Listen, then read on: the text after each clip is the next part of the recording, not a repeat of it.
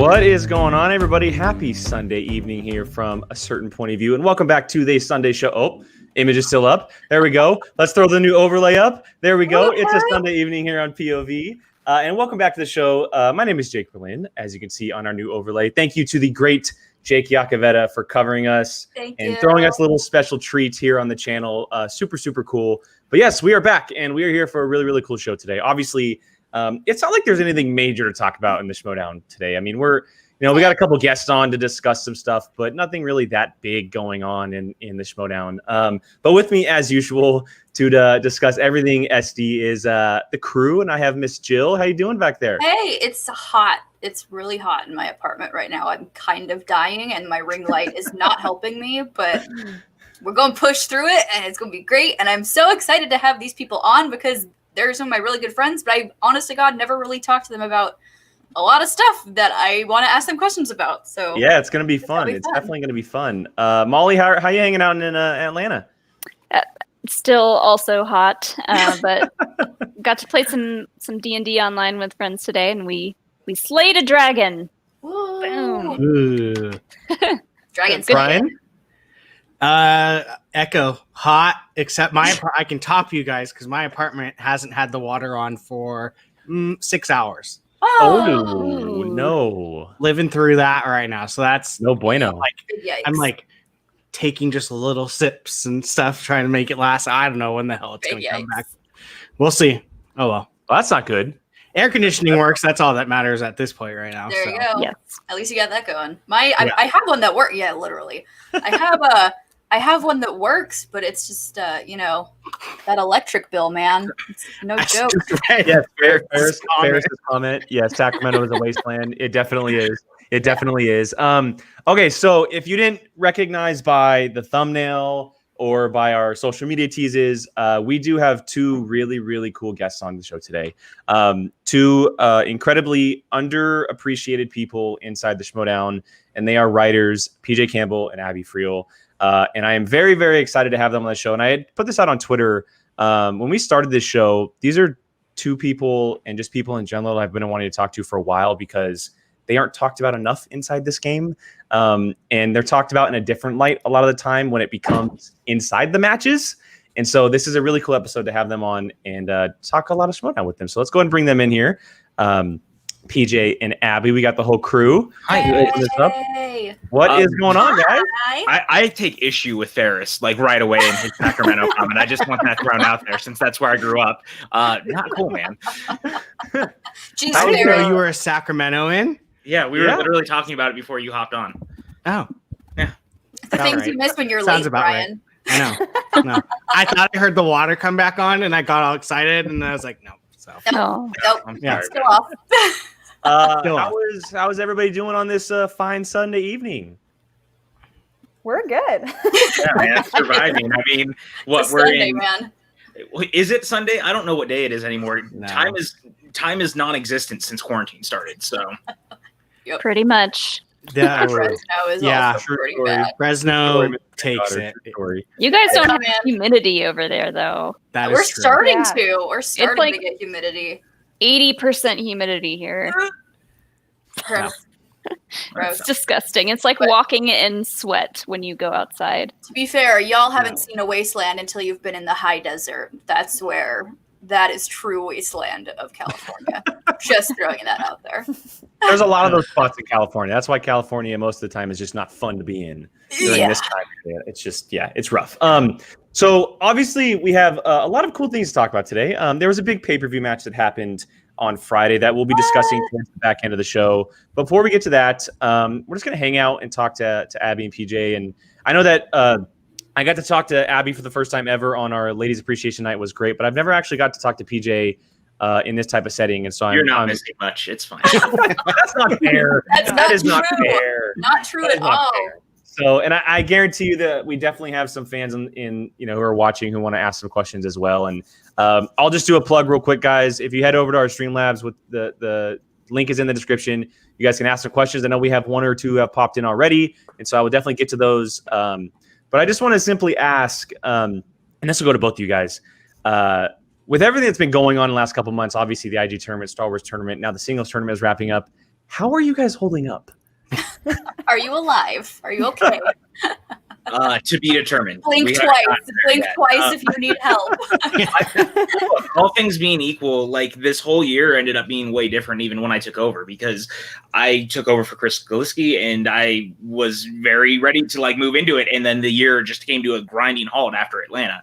And so it's been kind of a learning process because he's not involved anymore, and I took over all of the stuff he was doing behind the scenes when the season started again, and I was like, oh, there's way more going on than I was expecting. And so Abby and the rest of the team has been great at like picking up and running with it, because we've done a lot over the last 3 months, man. It's been exhausting, but we're getting through it. Oof. Yeah. I can only imagine. It's been a lot of get right to the next thing ahead of us and just keep going and going ever since the IG tournament was announced. I feel like nothing has stopped since the Star Wars tournament was announced. It's Star Wars tournament, IG tournament, singles tournament. And right before that was all the exhibitions too. Like we literally wrote all the exhibition matches before IG, which was 12 matches in and of themselves, and that's almost 100 plus questions per every one of those matches.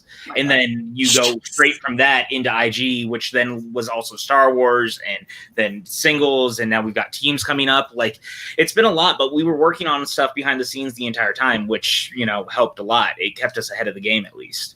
Yeah, you almost went through all of the Lord of the Rings questions in the exhibition match alone. No, I mean, I never want to watch another Lord of the Rings movie. I know Jill has that very, very same thought. Yeah, I never want to see another Lord of the Rings. You haven't even, according to you haven't even made it through one yet. I think he's referring to Star Wars, but yes, I never want to watch another Star Wars movie again. That's just from studying Star Wars, let alone having to write all of those questions for a tournament, and then the exhibition matches, and then the IG tournament. And I don't know how you guys do it, but good Lord, kudos, and you guys deserve so much more love than you get from people, because holy Lord, I can only imagine the amount of work you guys have to put in for everything, not even like just these tournaments. Yeah. But everything. So well, especially with Star Wars, because that was such a learning curve, because it was so specific. Like a lot of questions in IG can be a little more broad, and especially in singles and teams, they can be a lot more broad what we're asking. But, as I took over, and challenges have become such an integral part of the game of people trying to use things to undermine other competitors. And so now we have to be very specific about stuff. So when Molly gets a question that's been asked in the past, that the answer is now way more specific than it was before, I almost feel bad, because Molly changed that aspect of it, but it wasn't like an on-purpose thing. It was just, I'm trying to make sure people aren't challenging everything all the time. I'm super mad at you and only you for that. I appreciate that. 100% you. Go ahead, Abby. Go ahead. Well, I agree with PJ. Definitely Star Wars and IG are at the point right now where the best players aren't playing the other competitor, they're playing us. So that's kind of, it feels like we're playing sometimes, but that's kind of just how it's felt. But that's because you guys are so good. So how do we trick these people? Yeah, seriously. Going off of what Jill had said earlier, we do have a Streamlabs that came through from Samir, and he has a question for you, and it says, "Yo, writers, am I correct to assume you guys watch just as many movies as the players do to come up with so many new questions? Thank you, Abby and PJ, for your very important part of the Schmodown." Just look behind PJ Campbell. Yes. So I want to make sure I threw that one out there early. So going. oh my god, that is Netflix. All That's that a library. Meanwhile, Abby looks like she just had a party in her background. I know. Yes, I have. Abby's always having a party. Yeah, I'm always having a party. Yeah, we watch a lot of movies. I personally am taking a break from all IG, like PJ said, but it's been a lot of other movies now with singles and teams, which has been fun. But we're watching them as much as you guys. I think we both agree that we should know these movies as well as you guys, as the competitors. So yeah, before I came on, legitimately, I was saying before we got on mic, like I watched the second and the third Purge before we came in today. Like I'm always watching stuff all the time. Last night it was like both the Bill and Ted movies, and I've been watching all sorts of horror movies and rom-coms. Like you guys don't know how many movies I've watched, like over 400 movies or something this year alone. That's amazing. I can only imagine if you did your letterbox, like it just, follow the letterbox. It's yeah. whew. Yeah, 415 movies so far this year, and I'm pretty sure I haven't even logged everything I've watched, if I'm being honest. Oh my goodness. I couldn't even name you 415 movies that I've seen, let alone. I can't even name 15 right off the top of my head right now. God. You're full of shit, Chance. I know. You're full of shit. Can you actually enjoy watching a movie Yeah. nowadays still? Is that still a thing? Okay, good. Yeah, mostly. I mean, the Shudder stuff especially is my favorite because I'm never going to ask any of those Shudder movie questions because currently we don't ask about streaming movies unless they're Netflix movies that have been released theatrically in some form or another. So for me, it's great because I can watch all those horror movies and I never have to ask anything about them. I get stressed after I finish the movie where I go, oh my gosh, I need to write questions about them before I forget, before it like leaves my brain. I was actually thinking, I feel like for you guys, correct me if I'm wrong, but I was saying that when a competitor watches a movie, they're thinking of, oh my God, this could be a question, this could be a question. But when you guys watch a movie, it goes, oh, I want to write a question on that one. So it's a little bit like more excited and not so much like, oh, I need to study every single little detail. Yes. Yeah. Yeah, I mean, I watch a Star Wars movie and literally every line could be a question. So I'm like, well, gotta memorize these movies, I guess. Especially now, for sure. Well, I mean, just even like looking back at last week's pay-per-view or the week before, I guess at this point, but the, Roka and Irwin's 5-pointers were both written by me because those are two movies that I grew up watching very frequently.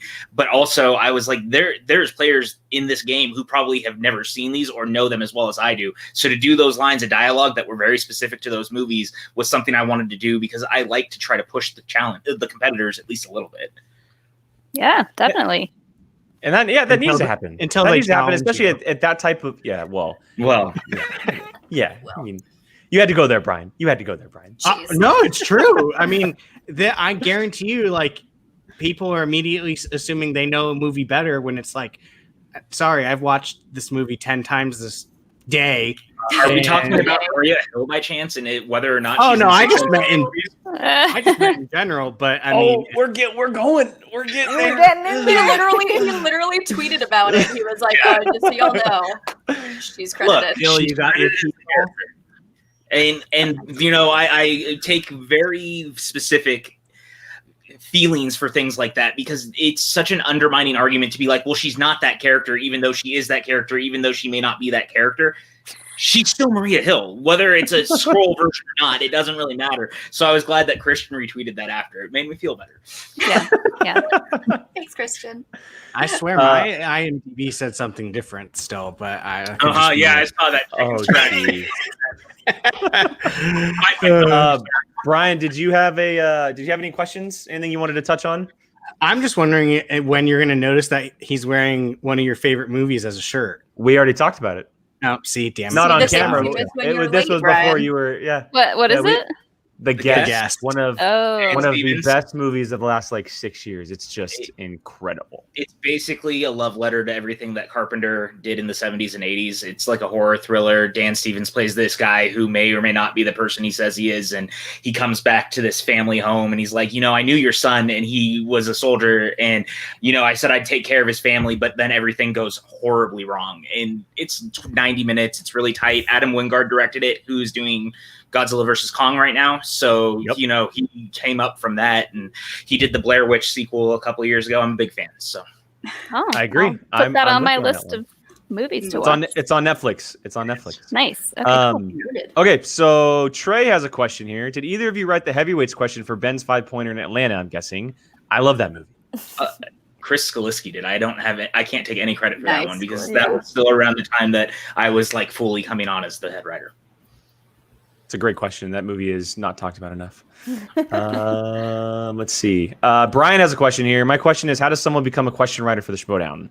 I'm sure it's something you've been asked plenty of times before. I mean, for me, Abby had a different experience than I did, but I mean, I showed up one day at the studio because Bakuga invited me. And then 2.5 years later, Christian was like, well, we keep you around anyway. Do you want to write? And I was like, sure, why not? It wasn't quite like that, but I mean, I was helping behind the scenes, and he asked me because Chris wanted help, and I was like, sure, I'll do it. I was helping do other things anyway, so I might as well take a bigger part. And then Chris wanted to step down, and he was like, I mean, you really know the game. You've been around a long time. Do you want to take over? We trust you. So I said yes. Abby, what was your road? Mine was getting a DM from Christian Harloff asking if I wanted to be on the team, and I said yes.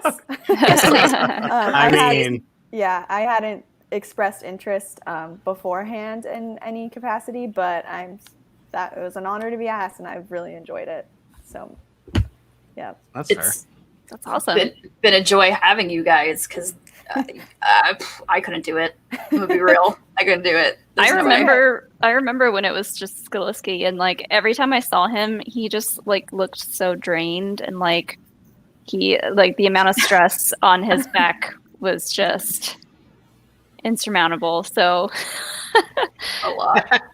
It is a lot. There's a lot of moving parts to doing it all the time. And I mean, when it's me and Abby and we have 2 other writers, like there's only 4 of us essentially that are all the moving parts to this.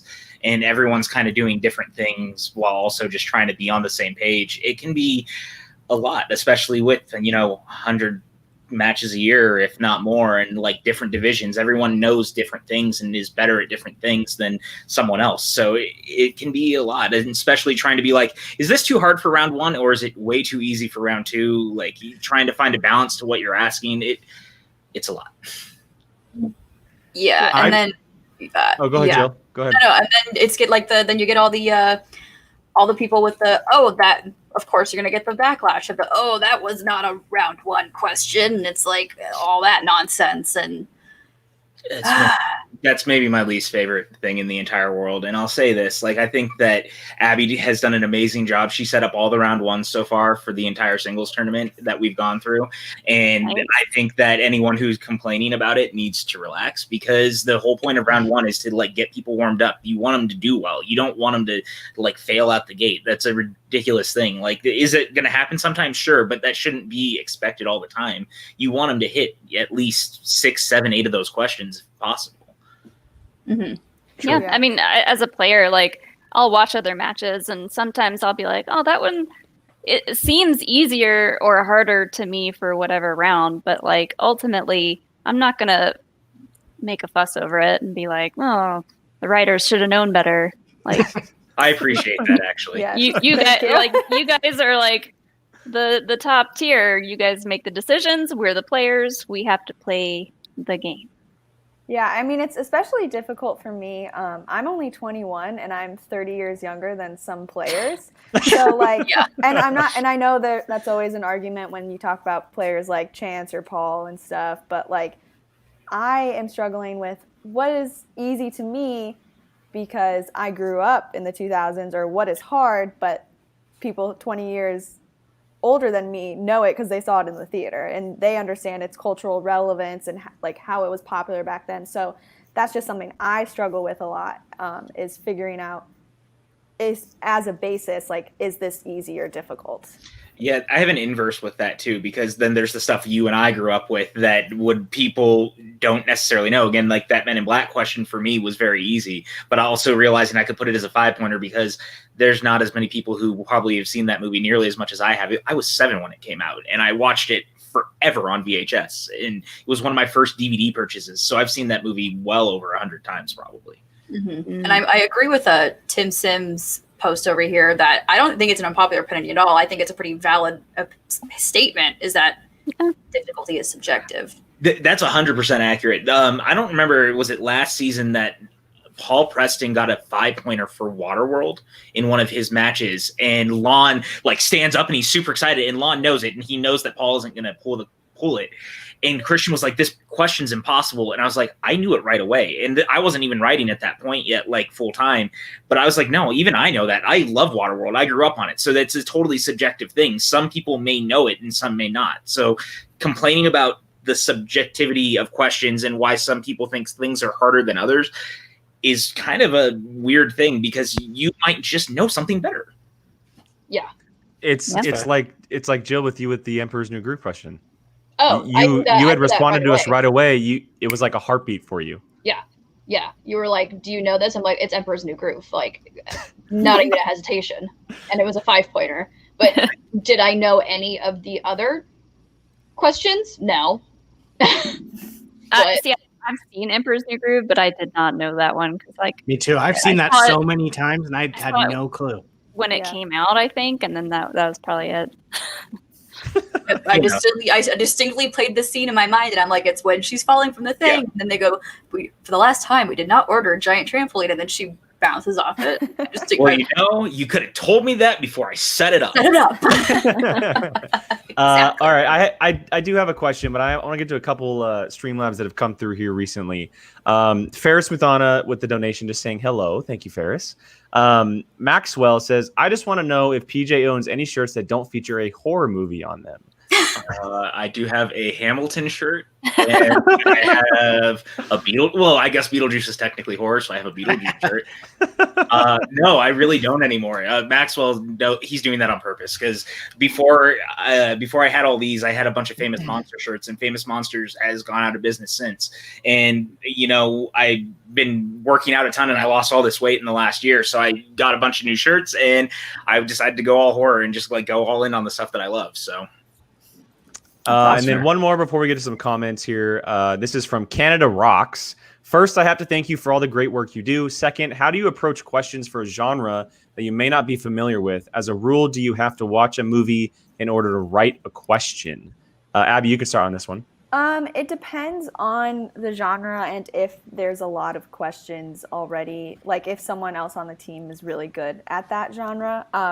There was a couple new categories this season that I took the time to watch. I did have a Tyler Perry marathon myself, just because, especially now when there's so many challenges, you do want to be able to answer maybe just have general knowledge of each movie. I mean, there's literally millions of movies, so you can't do that, but as much as you can. And I think that you don't necessarily need to watch every movie, and that is debated amongst the competitors, how much you do need to know, but yeah, it depends on what the category is for sure. Yeah, I mean, look, I don't know if everyone watches everything, even if they compete. Like, there's a lot of competitors who may not even watch all the movies. IMDb and Wikipedia exist, and I'm sure plenty of them use it. I mean, do I like to watch them? Yes, because I like to be able to, reference that if I'm thinking about things. But, it also helps to, you can't know every movie. You can't see everything. So you just... As far as the slices and stuff go, it is kind of doled out to whoever wants to write about it. Like when we decided to do the courtroom thrillers and legal dramas, I jumped at that immediately because I love a good courtroom drama. For whatever reason, I'm very attached to that as a genre. So I wrote a lot of those questions. But, if we have other genres that I'm maybe not as good at, I might ask Abby or Jeremy or Jose to like jump at those because they're much better at it than I am. Oscars is a total wasteland for me. I would rather anyone else take that than because, horror movies are not getting nominated for Oscars these days. Yeah. I'm curious, is there a genre that you're just like, damn it, I don't want to do these because I don't like these types of movies? Oh, mine's horror, so that's why we got PJ. Oh, perfect. Mine is Tyler Perry, which is why I got Abby. There you go. There you go. And PJ just answered Leo's question too. How about those new slices that we saw this last week, like Viola Davis and Courtroom Legal Thrillers? There you go, Leo. There's a lot more on the way too. Next season, we have like all sorts of ideas of things that I really want to introduce, and Abby and I have talked a lot about it, and so has Jose and some of the others. And we'd also really like to expand IG. That's my main goal right now. Down for it. I put it in the Facebook group. 100-something people agreed. They want new IG slices. Brian here. That Beowulf poll from Stacy earlier this year was pretty incredible. Did either of you write that question?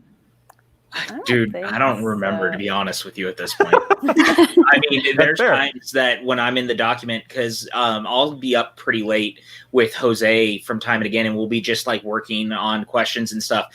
And we'll be looking at questions that someone's written, and I'll be like, I think either Abby wrote this, or you wrote this, or I wrote this. But I could never tell you who wrote it at this point because we've been staring at them for months a day. Yeah. It's all just bleeding together.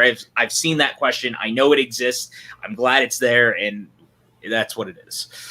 when I watched the Yes. IG match. Ooh. Ooh, yes. Yes. When I watched the IG match with my parents, it was their first time watching the Schmodown with me, and every question was, "Did you write that? Did you write that?" And I was like, I don't even remember. It was already weeks ago. It's not like you write your name after each question. Written by.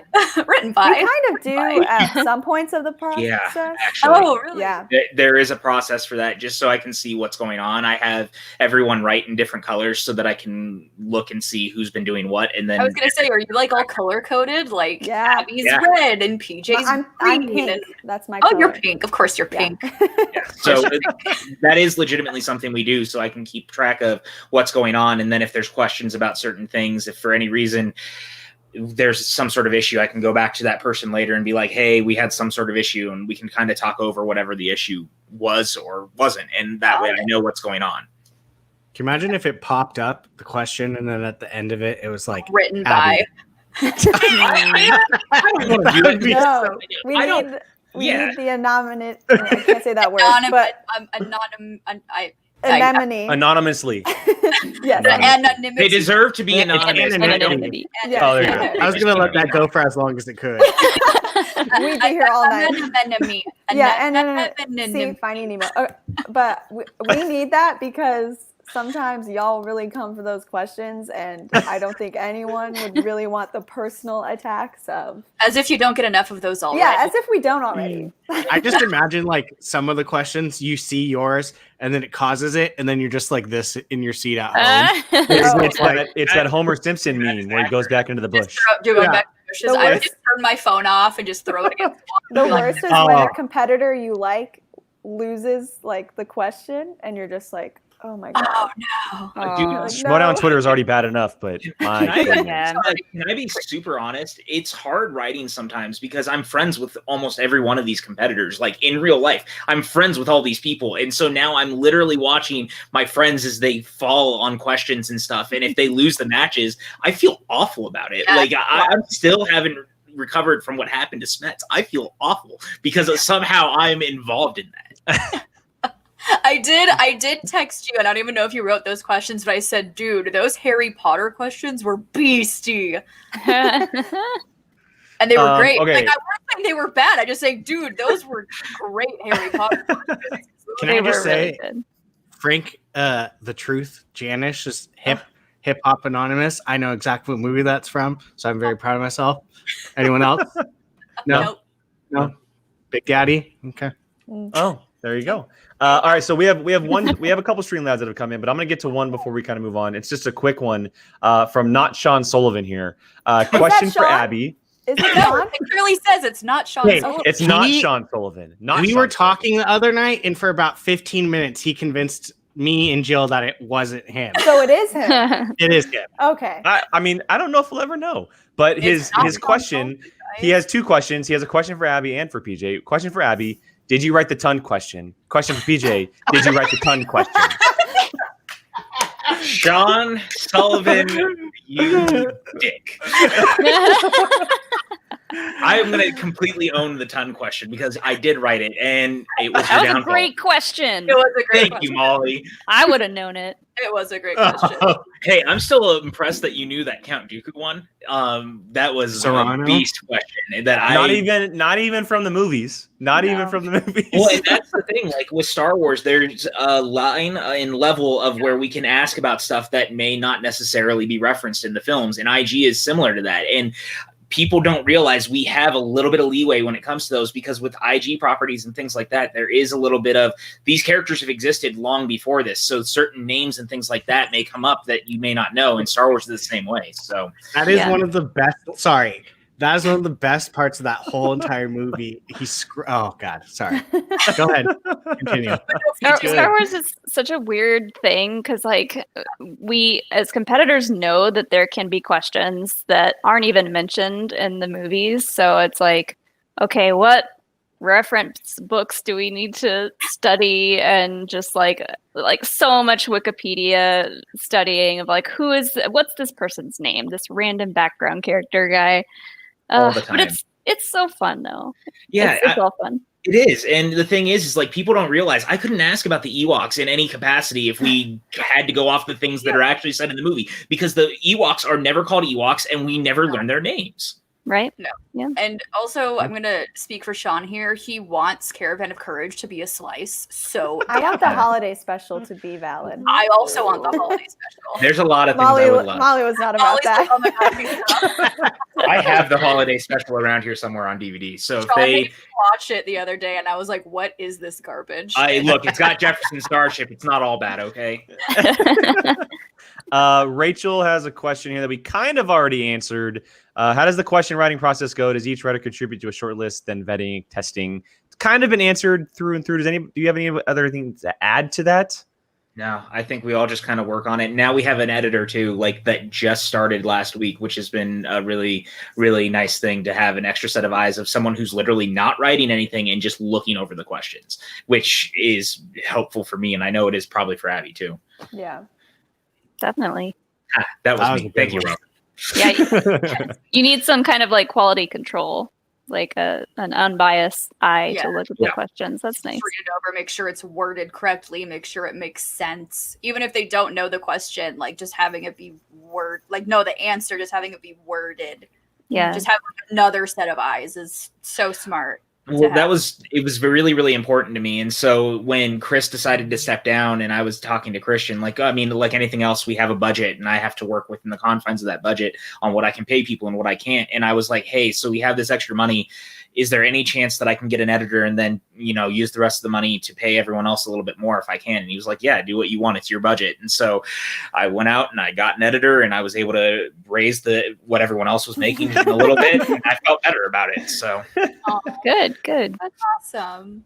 Malcolm here has a question. Do you ever get disappointed when a competitor spins away from a category that you wrote? Star Wars. All the time. Molly and I, cowards. Cowards. There's been a few times. I mean, I don't know how much I can say. We've just been filming a lot of singles tournaments, but there's definitely a couple of times that there's a slice that I kept wanting people to hit and they kept spinning away from it. And Ellis and I were like, this sucks. And then finally someone landed on it and stayed with it. And I was incredibly happy. Yay. Yeah.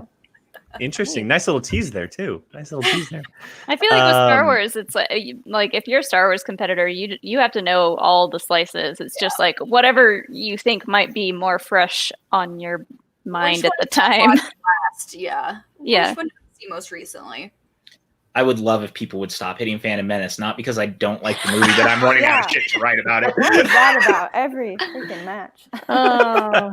Those questions got tough too. I just love the pod racing questions. Give me more. Talk about pod racing questions. Yeah. Molly's just like taking the knife to Sean right now. I appreciate it because I've been living with the jokes about that for the last 3 months. Sean can now live on it.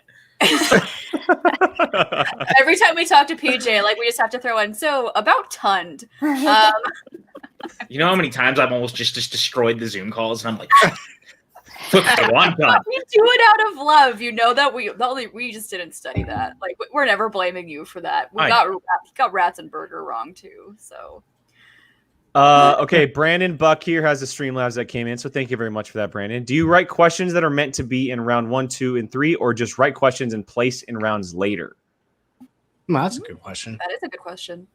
I don't know about how Abby always does it, like in her thought process with it, but I try to write things where I have a very specific mindset of where it should go, because then from there, if I for any reason decide, I can change it and dumb it down, then I can move it. But when it comes to certain things, like there's a very specific mindset of things when I'm watching it or I'm reading or whatever it is, and I'm like, that would be a great 3-point question, that would be a great 5-point question, the you got mail question, because I was rewatching it and I was like, we haven't asked that I could think of about who played the father, and I was like, that is a great 5-point question because he's a character actor, he's not like a well-known person. And so I was like, 5-point question, that's perfect. Whereas some of the other ones become, whatever. What about you, Molly? Abby? I try to keep it in my head where it's like, this is going to be a round 2 question. This is going to be a round 1 question. well played. Tim, that's how you win. That's definitely well played, Tim. Choice, man. Do you guys have like a favorite question that you've written that has been asked Oh yeah, someone asked that earlier, and I missed it. recently Yeah. or semi-recently. I mean, go ahead, Abby. I got to hear my first time I heard my questions like said out loud was actually at the Atlanta event. Oh, nice. And so hearing Ben Bateman have to answer a Princess Diaries question. Nice. Nice. That's amazing. That is amazing. That's Beautiful. Yes. The Men in Black question and the Emperor's New Groove questions for sure were two of my favorites, just because I thought they were going to sit in the document forever, if I'm being completely honest. I love those questions. But also, there's a couple coming up in singles that I like a lot, and I really loved in the IG final that parcel tongue and parcel mouth question where we like worded it very flipped specifically. everybody. Yes. Yep. And we were like, I'm sure PJ is just PJ and Abby and all the writers are just like, yes. It was totally done on purpose. And watching as Mike says it, and then he immediately goes, "Oh dear," like you see it in his eyes and he realizes what it was. And I was like, that was the whole point. I wanted to try it was the finals. You want to You change gotta it up. do those. Yeah, you gotta do those gotcha questions. Yeah. Me and Alex were watching that match, and they said it, and Alex was like, "That's wrong," and I was like, "Wait, what?" Incorrect. I think on our reaction, I think both Brian and Jill, did you write the wrong one down? I said parcel tongue. Yeah. Yeah. I said parcel tongue. I can say, like, from a behind the scenes perspective, Brandon Hanna texted me about it, and Brandon goes, "How is that wrong?" And then I sent him the Wikipedia page, and he goes, "I feel like my whole life is a lie about everything I knew about Harry Potter." Yep. That was kind of like that moment with when Ken, I don't know who wrote this question, but when Ken Knapsack got the question about the first line from Luke to Leia, and it's, "Oh, the helmet." Yeah. Oh, the uniform. Sorry. Oh, the uniform. Oh, instead like, of "My name is Luke Skywalker," I'm here to rescue you. Like, I was in the audience, like, what? Why did he ask to repeat what? And you can even see in Alex's face, like he says his answer, and Alex is like, "Yep, that's right." And they're like, "Nope." Those little moments, those are the things that I live for, as messed up as that might sound. No, it's fantastic. All right, so Tim Sim's been throwing one in the comments here that he's been wanting to ask here. What do you think of the idea of someone who would throw away a question about a movie he or she hates, i.e. the holiday special, if they have a huge lead? Personally, I see it as a detrimental ethically. Excuse me. They would throw it away. What does that mean? Does he mean like try to challenge it because they don't like the question? I mean, you couldn't necessarily do that unless it was like explicitly a wrong question. I mean, I don't think there's any precedent for someone being like, "I don't like that movie," and we can't ask about it. I mean, almost all of IG. Are we talking about Green I was Hornet? gonna Just thinking the same Green thing. Hornet. We're just Probably. thinking the same thing. I was like, Hannah tried to do that. I'm pretty sure. Yeah, This that's isn't an IG film. I mean, and that was one of those things that someone decided that they wanted to do, and I love Brandon. I thought it was a mistake, and that call and that challenge was very quick. I mean, we all knew exactly what we were going to say and how it was going to play out, and that movie is an IG movie. I mean, it's a superhero film. Whether you want it to be there or not, it doesn't really matter. I mean, Unbreakable's asked about too, and it's not a standard superhero film. There are other movies on that IG list that you're like, really? This is IG? Yeah. Sean said that happened in the Black History Month match. I don't remember. No, they said that if they got a Tyler Perry question, they were gonna get down on one knee. But I don't think a Tyler Perry question was ever asked. Got Probably it. not. Got it. were Okay, gonna we have a not couple more answer it. Streamlabs here that have just popped in. Joshua here, are you either are either of you nervous to write questions for Kevin Smith since he is literally a wheel slice? I would love it if he challenged a question in his category. JK, I know you both will write great questions. All love. PJ's been dealing with that match, so I'm like single-handedly dealing with that match. Not like dealing in a bad way. I just want that match to be perfect. I am so goddamn excited, you guys. You have no idea. Like, I always try very hard to make sure everything's perfect, and we're only human. Like, there's always going to be some sort of mistakes. Like, we're not computers. Whether the fans in the Facebook group or on Twitter would like to think that we're robots and everything's always going to be 100%, we try to make sure it's 100%, but unfortunately there's always going to be fallacy. That's just what we're human. That stuff happens. With the Kevin Smith match, that is not going to happen. I cannot let it happen. I want it to be so perfect because I have loved Kevin Smith for 2/3 of my life. I watched his movies way too young, and I have loved his movies ever since. I've hung out with him twice. I think he's one of the most wonderful and amazing people that I've had the pleasure of meeting in this whole fucking industry. Can I swear? Yes, Yeah, you're good. it's You're fine. good, yeah. So, for me, it's just a big deal. And especially like with Jericho, because I just really started getting back into wrestling, much to Christian's enjoyment. He's very happy every time I talk to him about AEW and stuff. And so it's kind of weird to be like, I started rewatching wrestling and now I'm writing questions for Chris Jericho. Like, Right. it's a weird thing. And I never really thought we'd get here. And yet here we are. Now, Hopefully they I don't remember that they can challenge, and then you just don't have to worry about it. Don't worry about it. That's Now, what I I was going to say. I was wondering, like, are they? I wonder if they've watched the previous matches and seen all the like crazy challenge stuff going around, being like, okay, I know how to play this. Let's throw down all the challenges we can, or if they're gonna just. That'd be horrible. I think it's just going to be like a very fun match. That's what my hope is. Like, I just want it to be a very fun match. And so that's kind of how I'm making that match out to be. I just want it to be fun, and I hope people are going to have a really good time with it. I'm stoked. We're literally having a party with our roommates, and we're going to watch it in the living room and drink a lot, and we're going to eat a lot of snacks, and we're going to watch Kevin Smith and Chris Jericho on Movie Trivia Showdown. It's going to be nuts. Now, I have a question. I don't know if this can be answered because I don't know if it's actually been confirmed or not. Can he put his own slice on the wheel? I Shrug. don't want to say or yes or Shrug. no. I can neither confirm nor deny. Okay? I don't want to say any more than that. I just had to ask. I'm going to build the wheel to be very much what I'm hoping they're both going to have a good time with. Again, like there's just spices that are perfect for that entire match. And I'll say this too. I know that it's a big deal because Abby texted me when it was officially announced and she goes, "Are you even going to be okay doing this?" Like,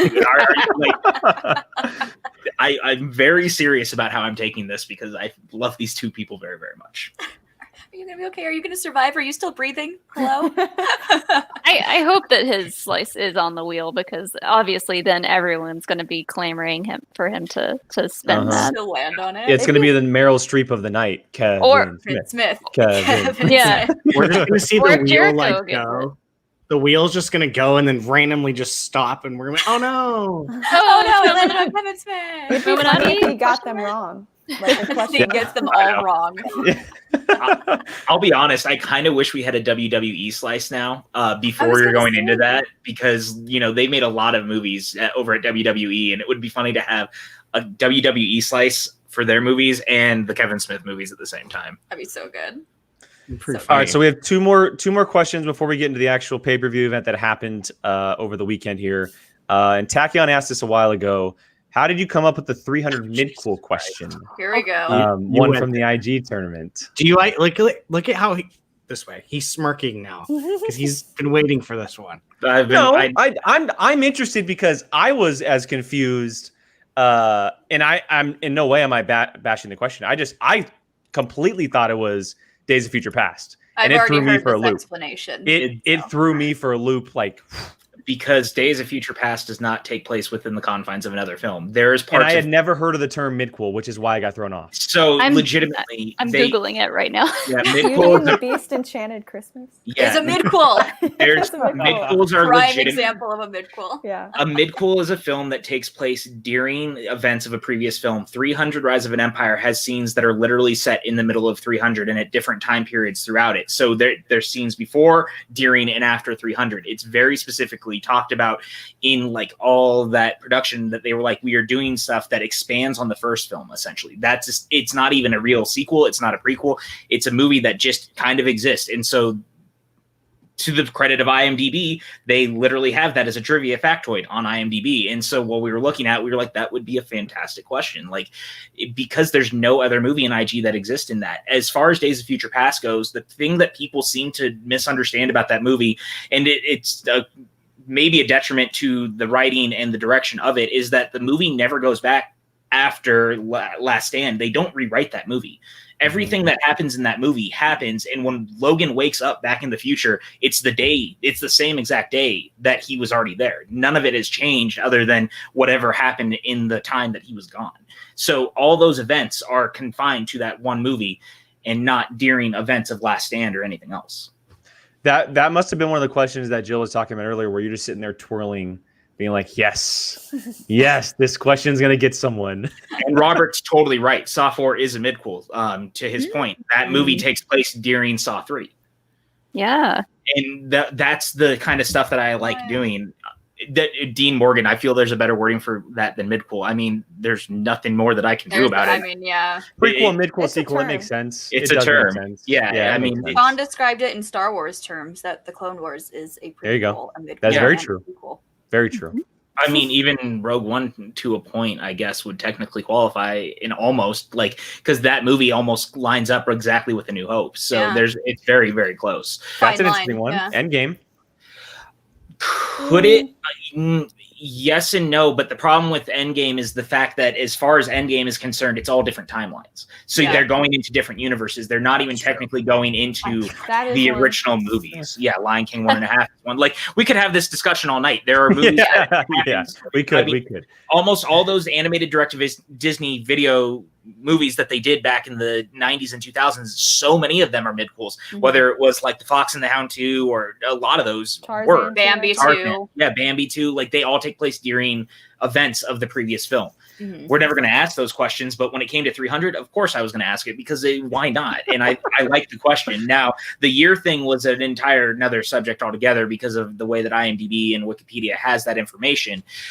And now, we have to be way more careful going in, because that stuff can happen where they, for whatever reason, IMDb wants to have, they screened it once in 2006, so we're going to make it a 2006 film. If you're not cognizant of that, like, I don't know that off the top of my head. And if you don't go as deep into all the release information, you may not catch it. So now we're being very mindful of that. But I was just more upset about that question because I forgot 300 had a second film. Well, Yeah. I mean, Yeah. I knew it did, but I haven't seen it. I forgot it existed. I was like, all right, wait, we have what? two Streamlabs that have just come in here before we get to our pay-per-view discussion here. And this is from D-Train. Thank you to the writers for all your hard work. Respect. Would you guys ever be interested in writing TV questions for TV shows like Mandalorian, Breaking Bad, Game of Thrones, etc.? Maybe it can be for exhibition matches. And Abby, if you want to take this one first. TV is going to be, that's a whole nother ball game if we were to ever do it. An exhibition would be fun, but that'd be so hard because there's Molly so just much wants her TV. Buffy match. Molly just wants a Buffy match. I know we have discussed bringing the Clone Wars and possibly Rebels into the Star dear Wars God. League, but and Mandalorian too. And and Mandalorian. But the thought of, like, I love the Clone Wars, but going through what is it, 7 seasons? 7. Yeah. Yeah, that's so would be much. 20 a lot. plus episodes a Mandalorian's season. probably going to go for a minute, so like that's going to be a lot eventually, and like that is exhausting to me. That's exhausting to think about. I could see like eventually adding just live action stuff onto the wheel. So Mandalorian, and then eventually Obi-Wan. the Obi-Wan series and the Cassian series. Like once all that stuff. Well, yeah, once all that stuff comes out, you can, because those are not long seasons. Clone Wars is a beast. If you had to pull questions from that. Yeah, and I mean, to Abby's point, I mean, I know that Christian's talked about that stuff publicly in the past where he's wanted to do it, but I mean, that's the kind of stuff that before it's ever discussed and like finalized, it's going to have to go through competitors. So don't take that as it's something we are going to do. It's just stuff that has definitely been floated. As far as the rest of them, I mean, would I love to do some sort of TV exhibition or something? Sure. I mean, Abby and I joke all the time that we'd love to do like a DCOMs exhibition match. I want in. Like that. Oh my God, if there's a DCOM, I want in. Yep. Things like that would be amazing. And I would love to do even, say, Seinfeld or Friends or Curb Your Enthusiasm, things like that I've always enjoyed. I mean, the really sitcom nerdy guy in me who loves Titus, like Christopher Titus, the comedian, had a 3-season sitcom that was fantastic. I would love to do something like that, but that's never going to happen. I mean, Doctor Who exhibition match. Yeah. By the way, I don't know if you saw that. Did you see that news today, Jill? I know this is totally not with Eccleston. Yeah, I'm freaking stoked. That's pretty cool. Yeah, Janine, things I learned from the season. Yeah, I mean. And again, I mean, we pulled that term specifically out of IMDb too. So, I mean, it wasn't something. I know there was fans who were like, they made that up. I don't have time to make up words. I don't have time for that. All right, one last Streamlabs here before we get to our pay-per-view thing. Canada Rocks back here with the donations. So thank you very much. What are the chances we will get an LGBTQ slice for next year? And damn it, where is the Canada slice? PJ, you know there are some awesome Canadian horror movies. Canada, Canada, Canada. Wow. I'll say for sure that I've already discussed the LGBTQ one. It's one that I really, really want to do. It's the same feeling I have about doing stuff like having more Black creators and directors and things like that. I'd also like to have more things like martial arts movies and expand. I'd like to take it bigger and get a little more inclusion. That's something that was very important to me. A lot of the slices I tried to add this season, like someone brought up earlier, was like Viola Davis, Eddie Murphy, a lot of things like that. Angela Bassett, like that stuff mattered. Spike Lee didn't have a slice. Like we needed to have a Spike Lee slice. That stuff matters to me, and I'd like to do more of that. So if we can, fantastic. And I know that Abby and I have been talking too, because I think it's Janine and Dwayne have both talked about the potential, like wanting to have a black cinema slice, and that's something we can look into too. Like, there's a lot of different ways and avenues for us to do that. So inclusion is very important. As far as Canada goes, I mean, Canada rocks. I don't see why not. You guys gave us Tinbits, so yeah, absolutely. Send me a box of Tinbits, and let's make it happen. Yes. Well, and you can also, I mean, I don't know how you would specifically base it off of, but you can also do a slice where it's Canada and it's based on Canadian actors, maybe. Like Ryan Reynolds comes to mind, where it's it's Ryan Reynolds movies are included in that. So there definitely is a little bit of a twist you can put on that slice if you wanted to do that. It's funny because Janine, go ahead, Brian. Go ahead. No, I was gonna say I saw Janine's tweet. I think last night or this morning about it, and it's 100% valid. I've really been trying to do more stuff like that. Like, it's very important to me. I just wish that there's more to do, obviously, but it's good to even start there. I mean, you guys have no idea how much I love martial arts films, and I'd love to ask more martial arts questions and like expand to. Yeah, you do. Like, Asian cinema is so interesting to me, but the problem is that so much of it was never theatrically released here, unless it's like a handful of Jackie Chan and Jet Li films from the 90s. Can I ask about that stuff? Yes, but I'd love to expand and ask about Project A or Operation Condor or any of those, but they were all released to VHS here originally. So it becomes a balance of what can I ask and what I can't. And so it's something we still work through as it comes through. And then Frank, please elaborate on all the things you'd like to do and how you don't have time for it. Hey, bane of our existence. We've done it so far, and we always survive. And then I saw Tim asked, what would you do if people were upset about the LGBTQ splice? I wouldn't say anything. Yeah. People can be mad about all they want. It's stupid then you don't have to watch the show. Yeah, then we don't need you here. I saw that too. Like, whatever the fan community has to say, like, that's just what the fan community has to say. Yeah, like, that shouldn't really contribute to whether or not that stuff gets added into the game. That is of no consequence to me, because I'm sure that as unfortunate as it sounds, there's probably people who are like adding Eddie Murphy and all of that feels like you're just adding people of color just to appease people. It's not that at all. I happen to really love Eddie Murphy, and I wanted to see his movies get more representation or whatever else. Like, it's exhausting. You can't make everyone happy, and we just want to make we want people to feel included. That's what matters to me. If you're going to put Julia Roberts and Meryl Streep on there, you can't, go the other way. And Viola Davis and throw them up there too. All right, well, shall we get into the madness from Friday with the pay-per-view event? Shall we? Oh God, some interesting matches to talk about here, and we'll start with the undercard, the quote-unquote undercard. It was an incredible teams match.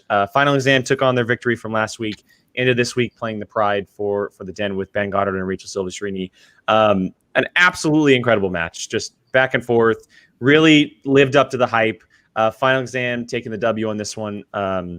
I know that a lot of us had discussed here that we would have loved to have seen, the Pride take that step forward. Obviously, Jill being Den and us just loving what Ben and Rachel have been doing this year as far as a team. But Lon and Paul once again showing why they're a very, very dangerous team to mess with this year.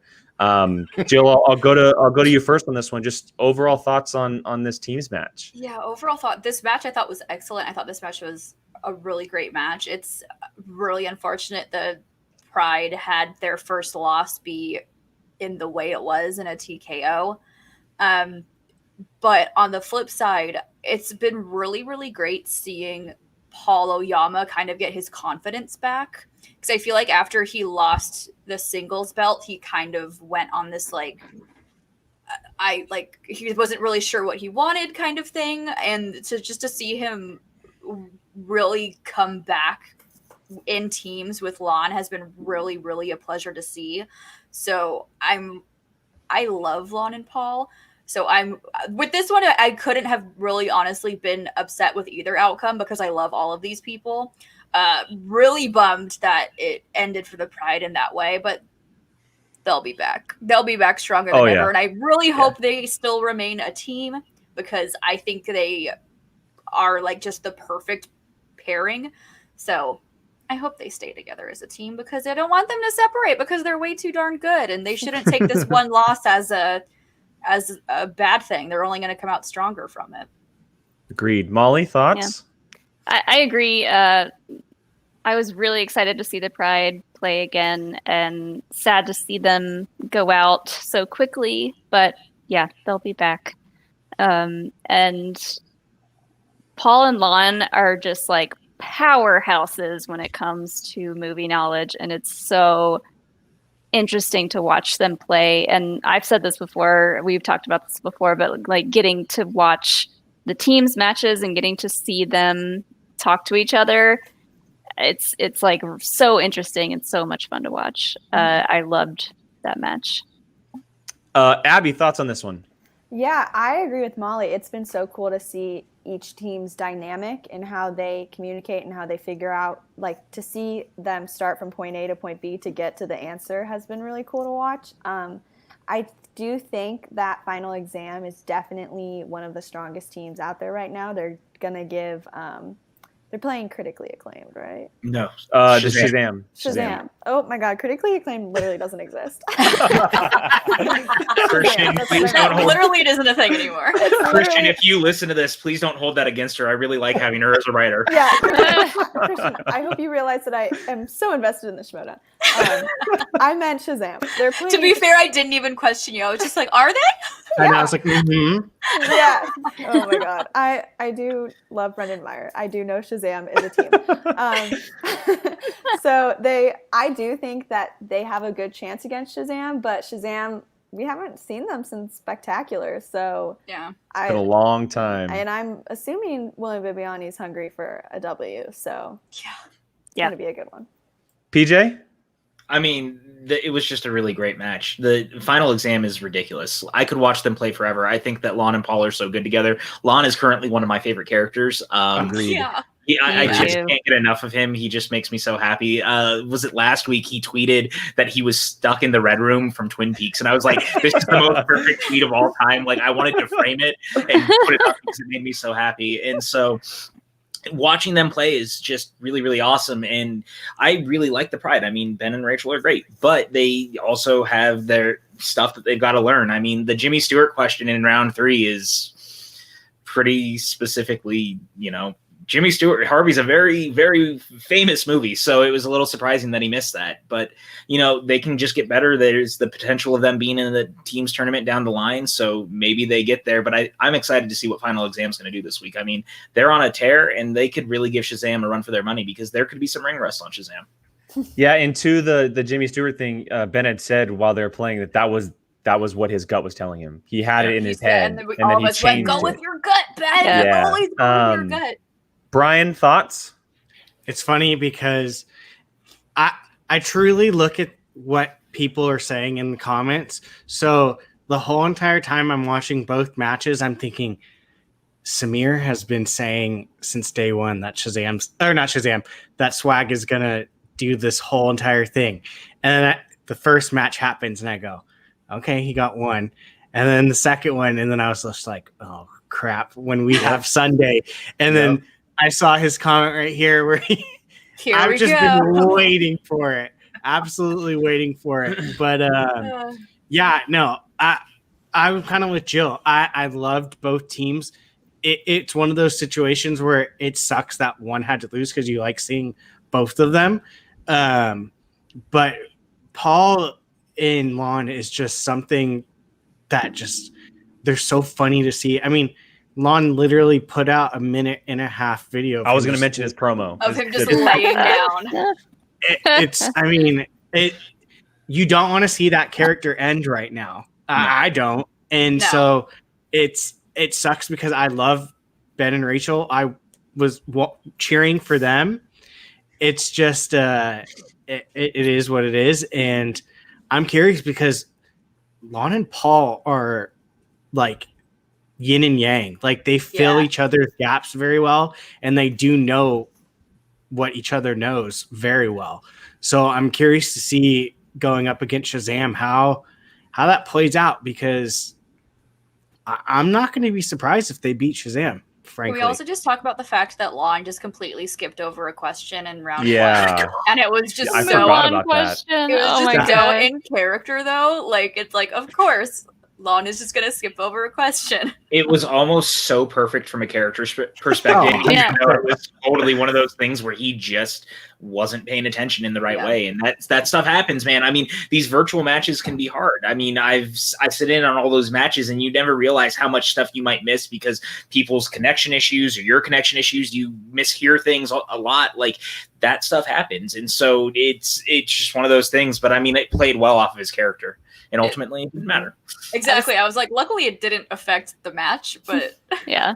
I saw one of Leo Logan's comments that Final Exam swept the board with John Carpenter. That Yeah. was impressive. yes. I was That going was to the say, best and second that, round if of I'm the not season. mistaken, that was their first spin, right? They took it. yeah, Yeah. they stated Yeah. it. I was like, I mean, oh, that's 2 man. times in a row they've taken 2 categories that I did not expect from them. No. Last week was Adam Sandler. This week was John Carpenter. 2 very different types of categories. And again, from what Molly had said earlier about hearing them talk about it back and forth has been incredible.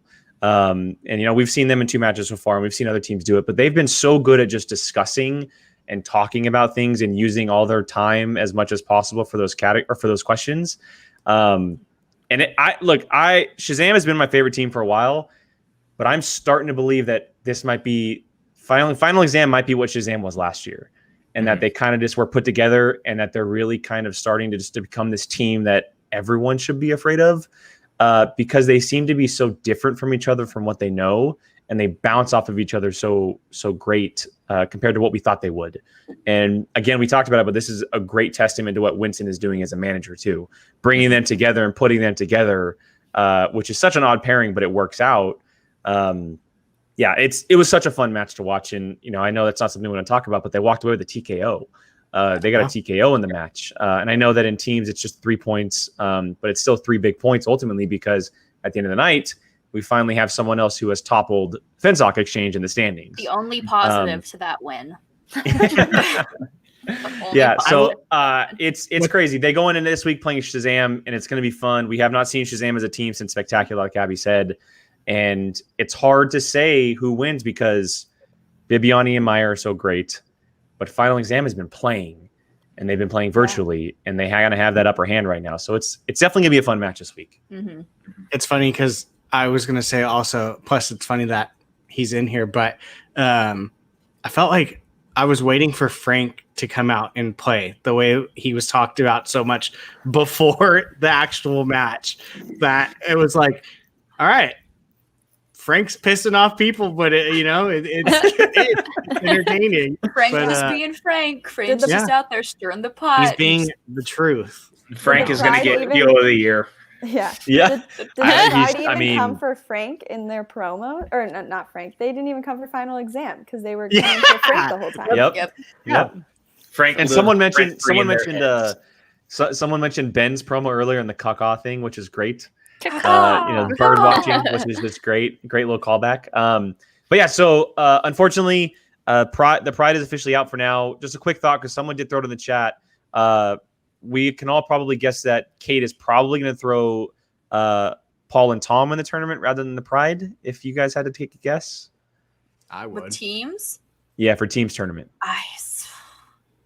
I would put I Paul don't and Tom in the tournament just to give them a chance, I think. To play Yeah. We haven't seen him since what, February, January? since February. And I they mean, had a strong debut. There's definitely potential there for them to have a good run in that tournament. It also might depend on who she decides she wants to keep next season, since you could only have up to 3. That if she is decides true. that she wants to have, Ben and Rachel over Tom and Paul, she might decide to just go all in and have them as their teams and try to get them back in fighting shape for next season, because you don't want them to sit out the next 5 months if you're planning on holding Keeping over them. and keeping them. So It's a really good True. point. It's a very I don't good know. point. I don't know. All right. Well, shall we get to the big one here? No. The one that No. I know that probably none of us want to talk So about. I need but- to go now. I don't feel like talking about this. All right, guys. Have a good night. So, here we go. Frank, here you go. I'm going to be very disappointed if I'm not mentioning any promos this week. the new rule is you have to mention Frank now in every single promo. And you can only Um, refer to him as the truth. The truth. The Yes. truth. Yes.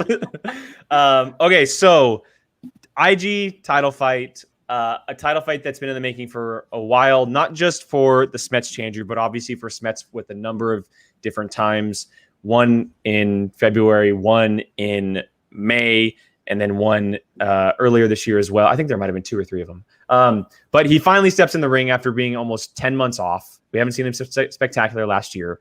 One of the most dominant champions we've had, even though he's never defended a belt. And we finally able to see him again. And unfortunately, it just all came toppling down like we were not expecting. And I know that's not something we really want to talk about, but Nope. I want to talk about it.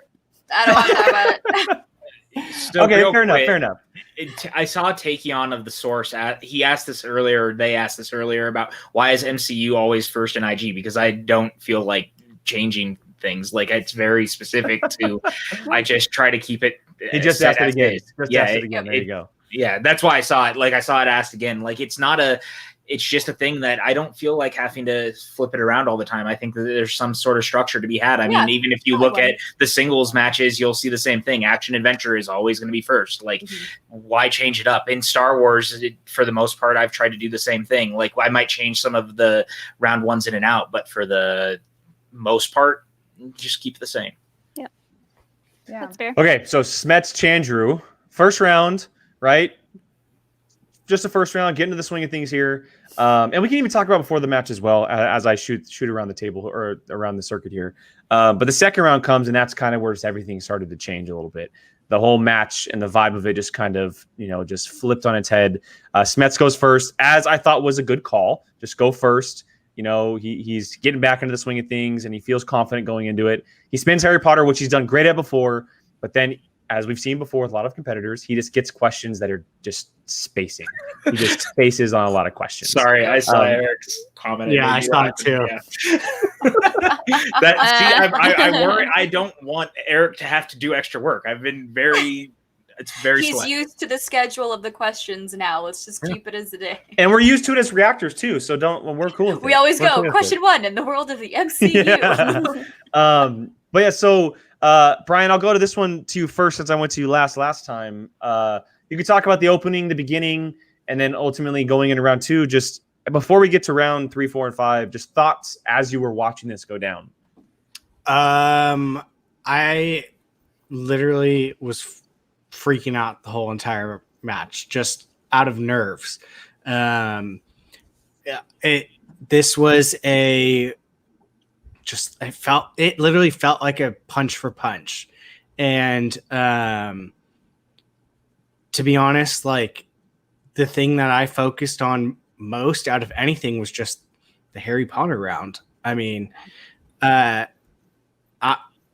honestly forget about the challenges. I forget about pretty much everything else. I just look at the Harry Potter round and I'm like, damn, that is, to me, more than anything, what made that game.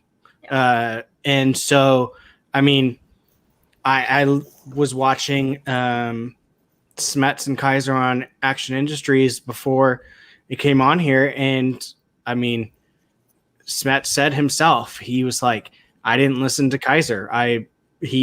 Kaiser, if he's said, if you're not 100% on something, spin it again. I mean, I don't care. And Smets said that he didn't listen to him and went with his own gut, and it bit him in the butt. So, I mean, you learn. I mean, if someone learns how to play by losing, Smets does probably better than anyone. So, I mean, he now is going to know probably take a second. Don't rush. That's one thing that I felt very much. It almost kind of seemed like everything was going so fast paced, like with the players themselves. Like no one was sitting there like taking a second, thinking, do I want this one? Do I not want this one? Or whatever. So, I mean, it's a new experience. Yes, he has played for the belt. Defending, it's different. I mean, plus, not to mention, it was all digital. I mean, no one has experience doing that.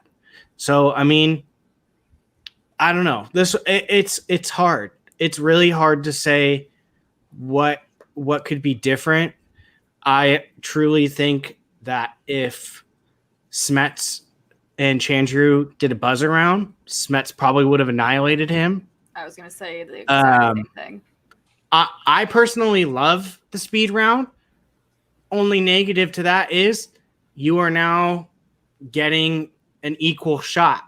And we saw that. They both got the same amount right. There's no... Smets could have gotten 10 to Chandru's 0, and it could have changed the whole game. Or vice versa. He could have TKO'd him for all we know. It's just... There's so many factors, and, we'll learn from it, or he'll learn from it, and I thought it was still a very, very good match to watch. Molly. I agree, and I agree with everything you said about Harry Potter. I think that was where Smets maybe should... I was shocked that he stayed with Harry Potter, like, after not just being like, okay, yes, I have studied Harry Potter, everything about it. I'm 100% sure that I will know these. I was sure he was going to spin again, and when he didn't, I was like, ooh. But, and then the questions came, and, like, they were hard questions, but at the same time, me and Alex studied the crap out of Harry Potter, and those were all questions that we studied. Now, he didn't know all of them, and, like, he was sitting there like, yeah, I mean, spells are hard. Harry Potter is one of those categories where a lot of people end up going multiple choice because just the answers can be really out there. Harry Potter and Lord of the Rings are ones that you need to know very, very well. Exactly. Because, I mean, like we said earlier, parcel mouth, parcel tongue. One little teeny slip of something, and it's wrong. And we were watching it together. And then with the one question with what spell does Luna say to fix Harry's nose, I said Apinski with an N because I swear that's what she says. So it's like even just that one little added extra letter, it's wrong. So it's just those are rough. Abby. Did Molly finish? Molly, did you finish what you were saying? Oh, yeah, pretty much. I mean, I didn't want to get into the challenge, really, because I'm afraid to talk about challenges forever and ever. Especially with PJ and I. What challenge? I don't know. Definitely now IG matches are kind of similar to what I said earlier. As much as Smets and Chandru were playing each other, they were really playing against themselves and against the questions.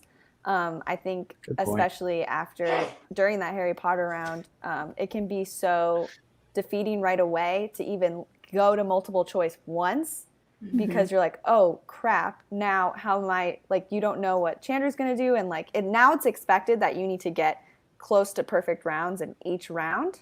Yeah. So one mistake can just be fatal. And I think that was definitely kind of like what Brian was saying was like, that was the game-changing moment because it just changed the tone for sure. Yeah. And he picked it back up after that round with the betting round. And I'm sure but he was able to kind of sway it a little bit back in his favor. PJ, just thoughts on this one, man.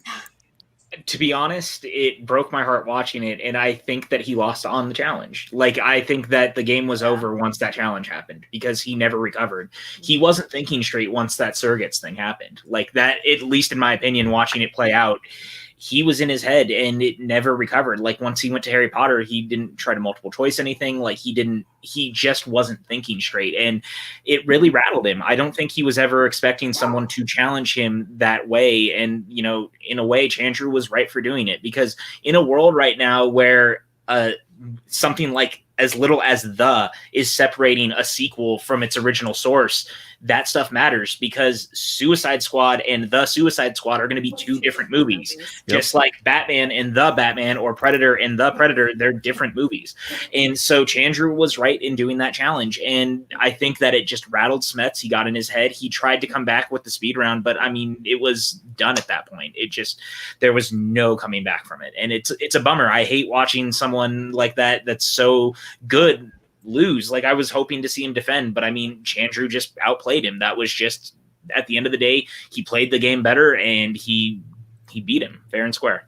Yeah, he had very good reasons when he brought the challenge up. Like, at first I was like, whoa, what is happening? But like Chandru explained the challenge and why he was challenging it. And, you know, it did take a long time for them to make a decision. And then like the whole thing where they came in and then they're like, wait, let's revisit this.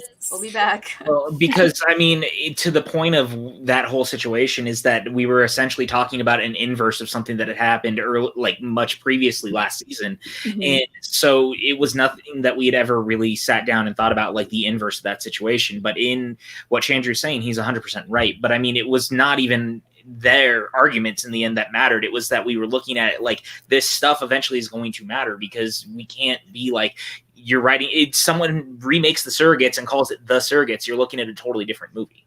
And so that stuff is gonna matter, as weird as that is. And so it was the right call. It sucks, and I think it just totally, it hurt him in the end. Yeah. Can I say, Jill. wait, before Jill goes, can I say I did love a sassy Mark Ellis? Me Ooh, too. me too. Oh, man. Me too. That was funny. Me and Alex both were you could like, see the lip quivering a little bit. I was all for sassy Mark. I was like, I've never seen this before. I'm not gonna lie, I thought he was gonna throw his computer when they started talking about the Maria Hill thing, and they shut it down so fast. Like, there's not an argument to that. And again, I'm gonna say, like, it doesn't matter who Agent Hill, like, it doesn't matter who that character is at the end of that movie. She's credited as Maria Hill. The scroll is playing Maria Hill. Yeah, and I saw someone in the chat, it was like, some fan was like, the writers need to do better. I will beat you. Like, we're doing great work as it is, and name names, PJ. I will go after I don't that. know the name. I just saw it was someone without an avatar who said that the writers need to do better, and I was just like, over a Maria Hill thing where I can literally show you that in the credits she is credited as that, and it makes no sense. It's a stupid argument, and there's no reason to have it. That's my say on that. Jill. Oh man, you guys know I was texting you literally that entire day, just a ball of anxiety, stress. I think I drank a full glass of wine for each round of that match. Not even gonna lie, because I needed it. Yeah, I'll piggyback off what everyone said. That challenge, I think, really changed the outcome of that match, because had that not been challenged, he would have gotten a perfect round one. He would have been 2 points ahead, with possibly if he had gotten the bonus. And then that Harry Potter spin, and he had said like, oh, there isn't really a slice that I'm uncomfortable with. And it's like, then spin again and maybe you'll get something you're better at. And if you land on Harry Potter again, then you have Harry Potter. I think that's to what Kaiser was saying. Like, you didn't listen to me. You kind of went rogue on that one. Yeah. So, well, and that was the second time that night that the whole trust my gut thing came up. First with Ben in the first match, and then obviously with Smets here, and it bit him. It just bit him in the ass. It bit him in the ass, and it's unfortunate. Real quick, Tim Sim, and I've been seeing this in the Facebook group a lot lately today too. So I just want to kind of say, like, the rule book stuff, we know, and it's not something it's not being sat on. Like, I think people think that the league is sitting on a rule book and we're not doing anything. That couldn't be farther from the case. It has been something that they've been working on all season. Like, it's something that I know they want to make sure it's right. And this was just another reason that I'm glad it didn't exist yet, because we'd already be having to make an amendment to it before this situation had actually happened. Yeah. So just give it time. Like, it is happening. And, you know, I was like, when people started talking about the rule book, and I was like, okay, yeah, I know that was something that's been in the works, but like now with the digital matches, you got to go back and rethink a lot of stuff. Yeah. You know? Yeah. So I wasn't expecting that to be fast tracked at all, especially with the digital changes. I mean, you almost need a separate rule book if you're doing just digitals. Digital rule book and live action. There's all sorts of stuff that's going to be, because again, and I mean, to the point of what's going on right now, like, guys, I hate to say it, it doesn't look like any of this COVID stuff is ending anytime soon. And I mean, that's just the reality of the situation. And that sucks. Like, I would love to think that we're back in studio by next year, but who knows where we're going to be at. And so it just is one of those things that we need to be prepared for. And so that rule book stuff, it would be great to have different versions of it. I mean, there's something that the writers have written too for guidelines and things like that on how we write questions, where the questions come from. Like, that stuff is all things that are in the works. It'll land when it lands, but it's not something that we're just sitting on. It's not something. Ooh, It's- the truth has spoken. It's not something that you can just blaze right through. I would rather, and I know I'm not involved as a player or anything, but I would much rather sit back and wait for it to be as perfect as it possibly can be, than it just be rushed out to get a rule book out. Yeah. Right. Like, we want to make sure that it's set in stone perfectly, because the Schmoedown is not ending this year. It's not ending next year. This thing is planned on being around for a very, very long time. Mhm. And so you want that rule book set in stone as much as it possibly can be, not just for now, but those years that are coming down the line. Yeah.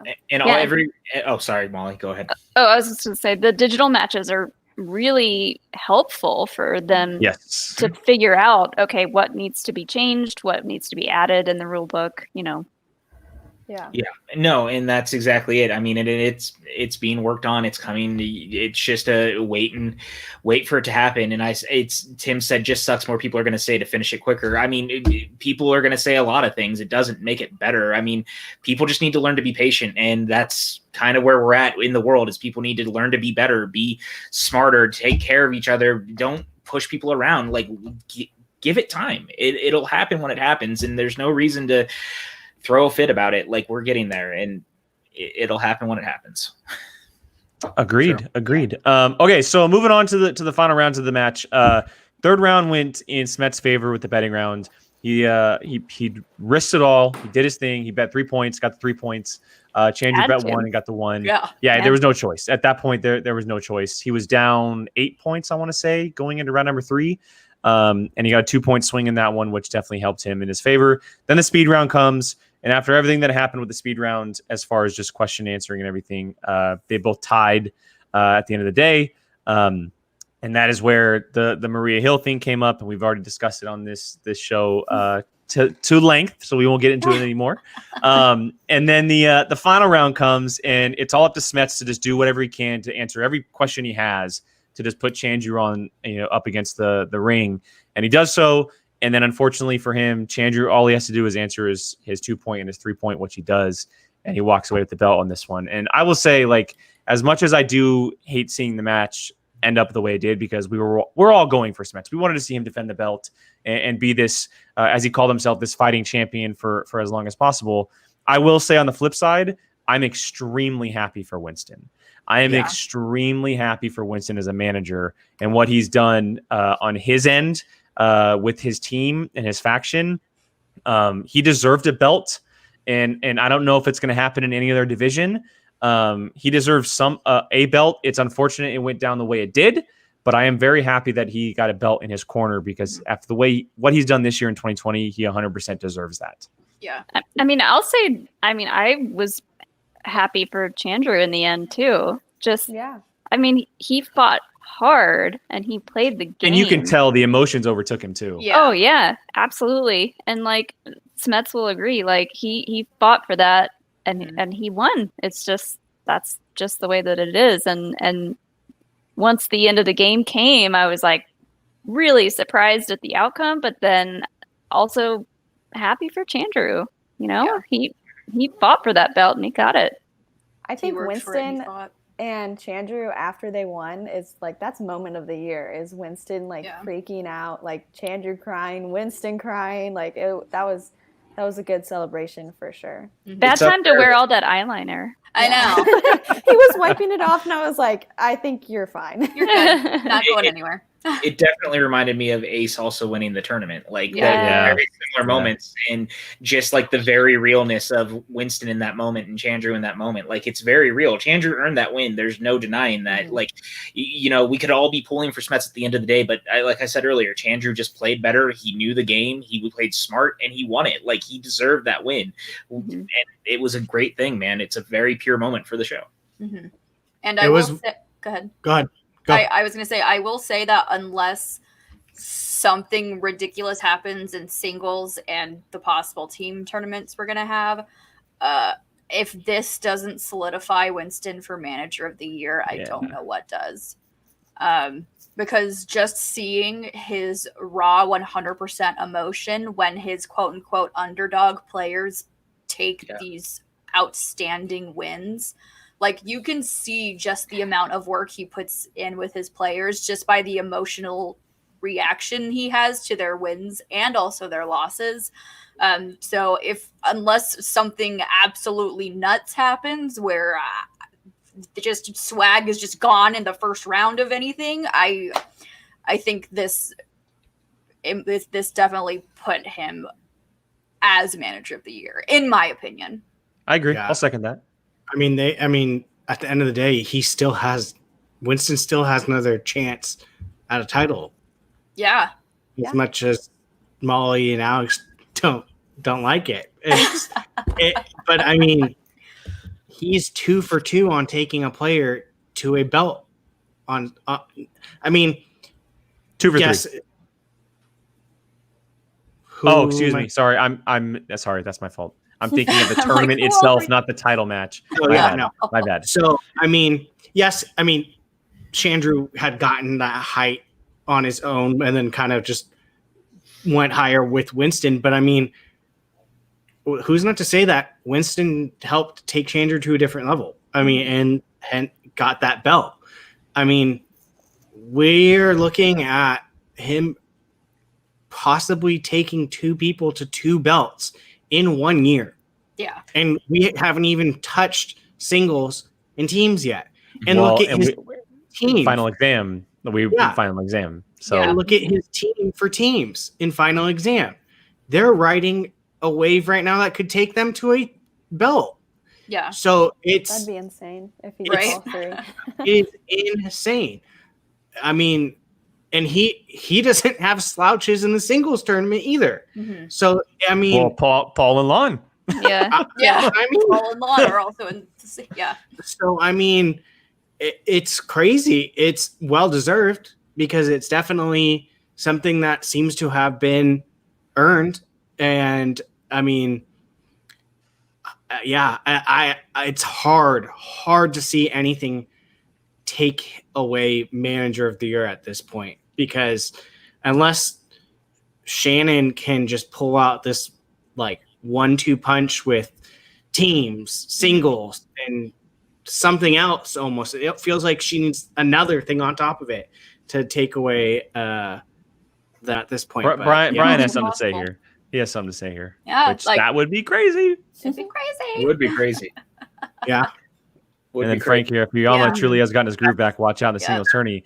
I think, and we've said it a couple times on the show, when players get in a bad funk in the singles division, they go play teams and they kind of get that groove back because they have someone who's in their corner, and that's exactly what Paul is doing. Yeah, and so he may end up facing some of his faction mates in the tournament. Who knows? And he'll be by himself. But with the way he's playing with Lon and with Winston, how he's been managing, watch out. Yeah, seriously, it could be very scary.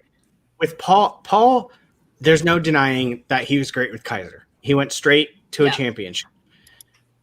There's something about him working with Winston that almost seems like perfect fit. And I mean, his character change, everyone loves, and it's just Paul just seems like a different player, which is crazy to think because he's already been a champion once. So right? Yeah. He's playing way different than he was playing last year. 100%. Yeah, he is. It's crazy how far he's already come, and I'm excited to see whatever he's going to do in singles now too. Like, dude's back on top. Yeah. Yeah. And that's what I've said, that him being in teams, you could just see his confidence has just skyrocketed. And he works so well with Lon. They play back and forth off of each other. Yeah. So, yeah, they play really well together. So I'm curious to see what's next in Swag's future, but also really happy that we don't have to say the leading faction, the Finstock Exchange. Yeah, so Swag has officially overtaken Finstock Exchange for first place, the first time all year.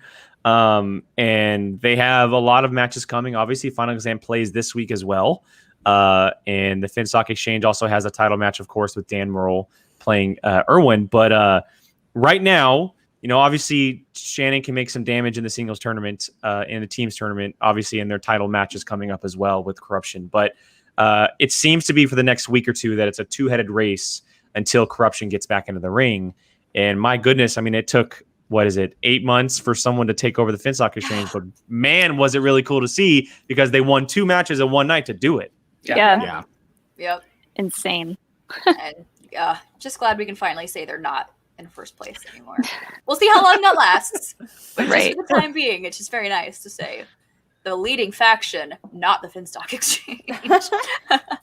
Unless you're a Finstock. Unless you're, which I love the Finstock Exchange. But no, this isn't backstage. So. It's time for this isn't backstage. It's time for a little change of pace. We need to see more. We need to see more love up there on top. So yeah, I know. Okay. I'm a little disappointed, not gonna lie. Why? That I'm not a Finstock fan? Oh no, I was joking and saying you've been tame. You've been. Oh yeah. I missed the hot takes. Oh, there you go. Oh, there you go. Jeez, Abby. Dang, I'm having fun. Don't worry, it's not a certain POV thing. Real quick, I do have, before we get out of here, because we are running short on time here. There's two things. Obviously, the one is the stuff coming up this weekend, the pay-per-view coming up on Friday. We can give our predictions quickly on this one. So we have the teams match between Final Exam and Shazam, and then we have the singles title match between Irwin and Merle. Merle is finally getting back into the ring. PJ, I'll start with you on this one, man. Who are you thinking might walk away with some W's on this one? I know. I think you're allowed to. I mean, can I say who I think might? Sure, I don't see why not. Christian normally asks me anyway. I mean, I think that Dan probably pretty handedly takes it. I mean, dude is good. He knows what he's doing, but at the same time, Ethan played like no slouch that last match. So, anything's possible. But I'm going with my gut, which probably says Merle. Abby? What's that John Roca quote from when Dan lost, where he was like, a fired up Dan is a scary Dan Merle? Yeah.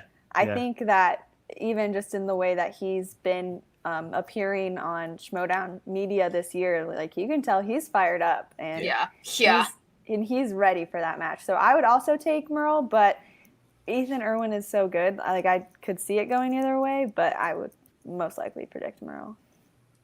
Is Final Molly. Exam considered an underdog right now?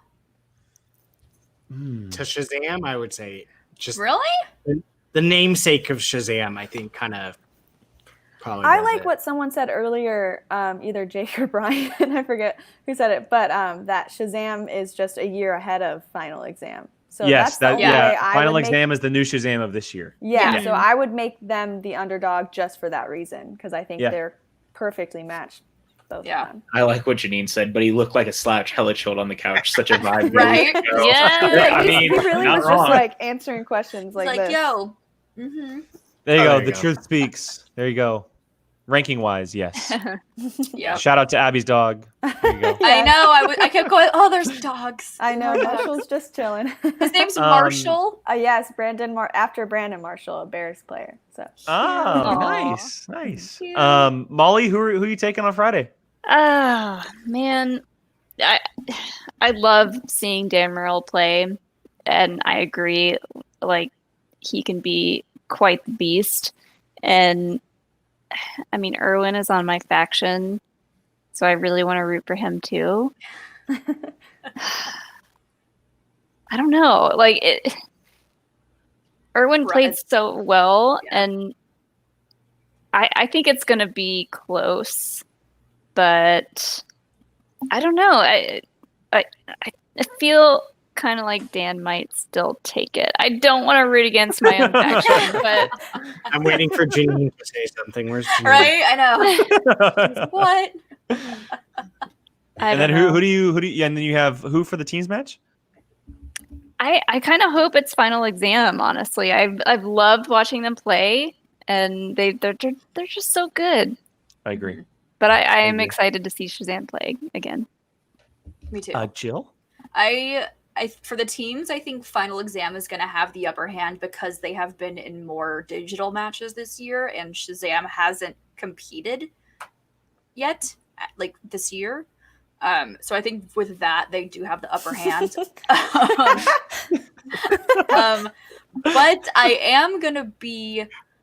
I'm gonna go a little different route with the singles match. I think it's gonna be pretty deja vu to what we saw with the Roka Irwin match. I think it's gonna come down to overtime, and I think one of them is just gonna get a question that they just do not know, or that they think of before they are able to write it down.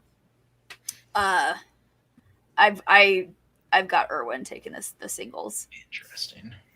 He's getting the belt back from Dan. Interesting. Yeah, he's just gonna be like, this is mine now. Thank you for it. I'm gonna take it back. Thank you. Yeah. Brian.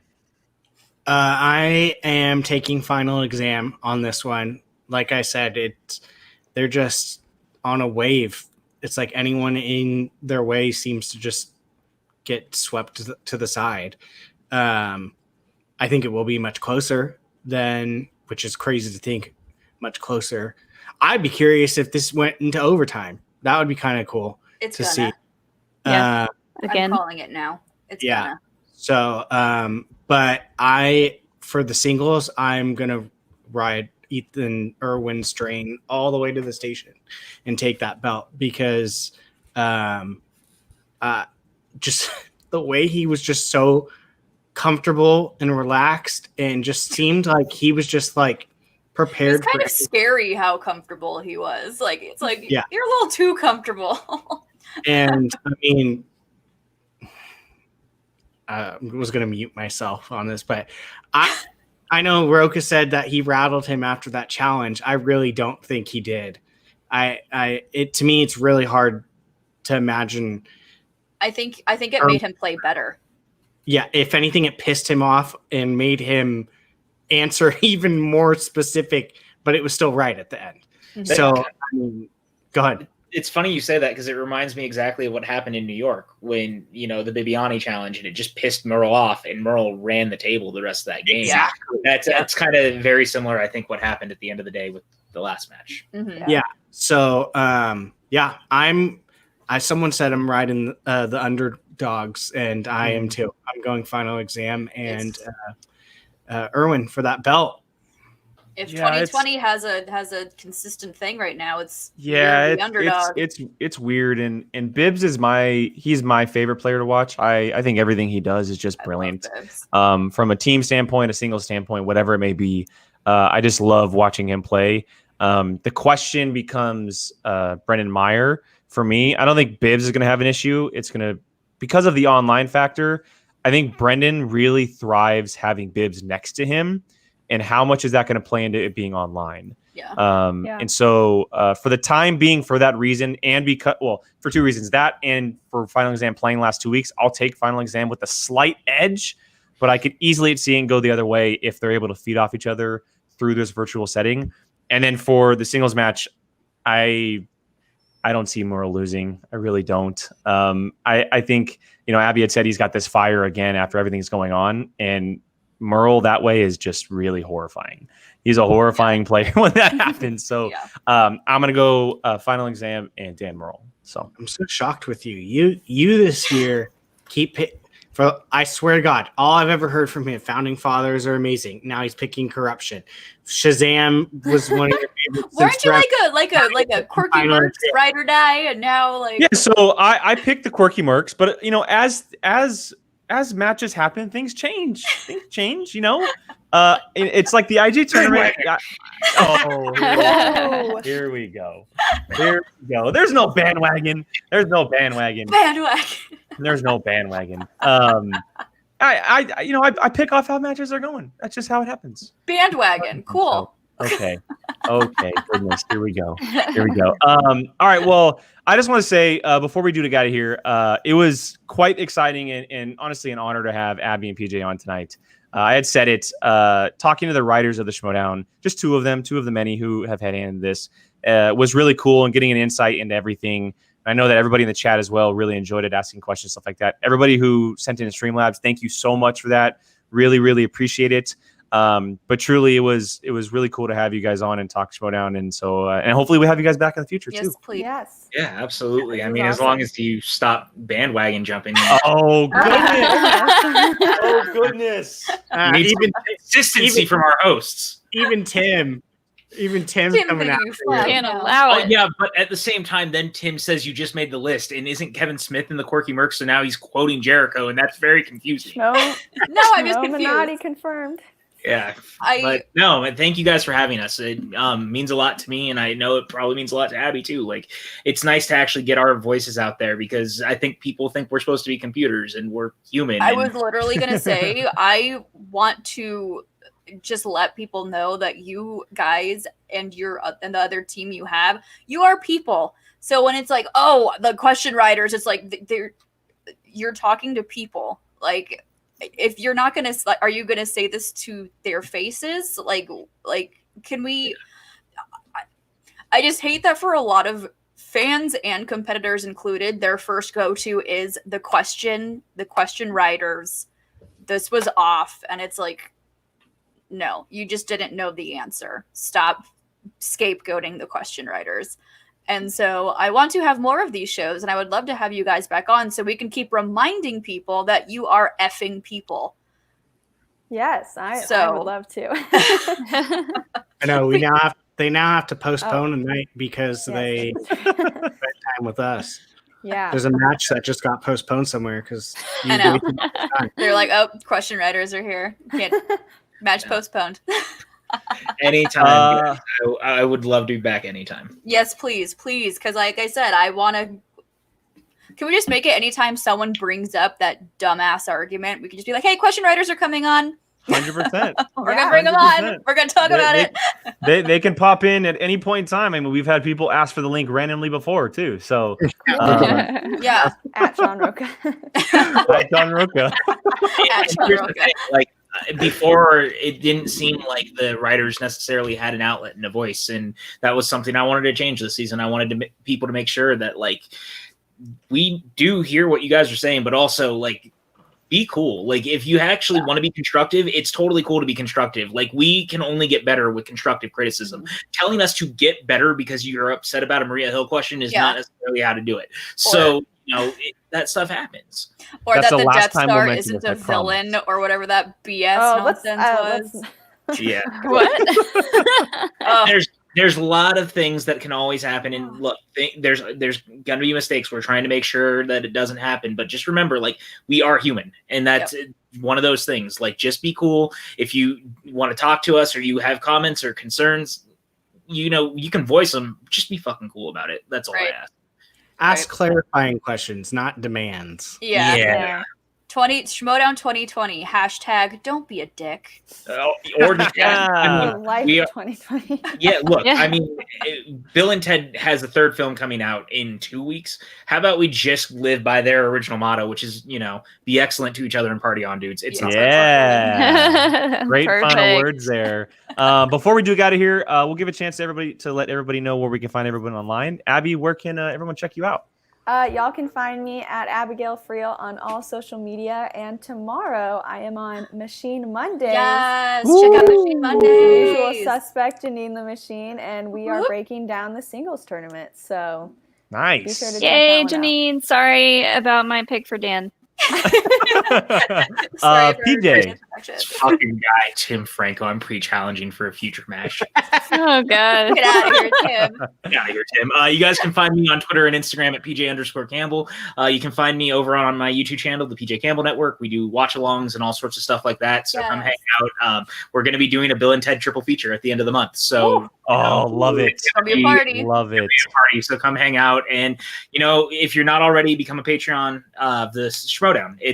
It's real important. It helps us keep the show going because, without you guys doing that, we couldn't keep it running. So just head to the Patreon. The $10 subscription right now pretty much pays for all your pay-per-view events plus so much more. So go check it out. If you didn't become a $10 patron this month, now is the perfect time to become a $10 patron. 100%. Yeah, we're trying to get Abby and PJ paid a little more. Yeah. Yeah. Goes I like directly where- into their pockets. Brian, yeah, I like where your head's at. Molly? I am on Twitter at Molly Damon, Instagram at Molly Mander, and then me and Alex are on YouTube at Star Wars Explained. Jill? I am on Instagram and Twitter, Jilly Marie, 2 Y's, 2 E's, subtweeting and spilling tea and talking Schmodown. Yes. Brian? At B of Alcino on Twitter and Instagram. And Abby, you didn't plug your Twitch. Come on. Yeah. Oh, plug my your Twitch. Your Oh, thing. my Girl. Twitch is Absters21. I apologize. Thank you, Brian. At Twitter, Instagram, at Qui-Gon Jake, 2 N's because someone else took it before me. Boo. And then Brian and I are also on another channel, Apocalypse Movies, on Tuesdays and Fridays. If you want to check us out, doing a really cool show with fantasy drafts and watch-alongs and stuff like that. So you can check us out there on that channel. And I also say something that we did on our Twitter earlier, and thanks to Brian for this, but we are 8 away from 300, guys. We are 8 subscribers Like and away from subscribe. 300. Like and subscribe. Make sure you guys are doing that. You guys can follow us on Twitter at Schmodown POV and the main show every Sunday. But as with the singles tournament coming up, you're going to see a lot of us. So we will see you in the next couple of days with reactions and all that good stuff. But again, thank you to Abby and PJ for joining us. Thank you to everyone for watching and commenting along. And we will see you guys next time.